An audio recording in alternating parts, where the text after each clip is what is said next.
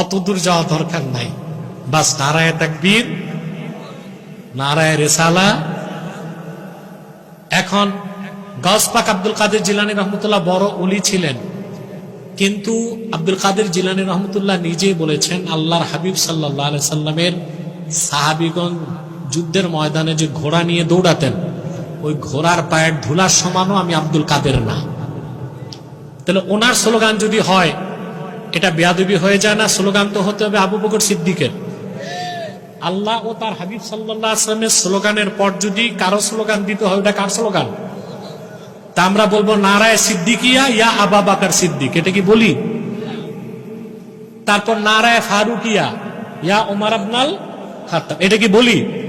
তো এত পরে হযরত আব্দুল কাদের জিলানী মস্ত বড় ওলি, কোনো সন্দেহ নাই। ওনার স্লোগানটা এভাবে হঠাৎ করে দিয়ে দেওয়া, এটা আমার মনে হয় তাওয়ারুসের খেলাফ। আমরা যেন এটা মনে রাখি। শেখ আব্দুল কাদের জিলানী রহমতুল্লাহর প্রতি আমাদের সর্বোচ্চ শ্রদ্ধা আছে। তিনি, তাকে বলা হয় সুলতানুল আউলিয়া, আউলিয়াদের সম্রাট।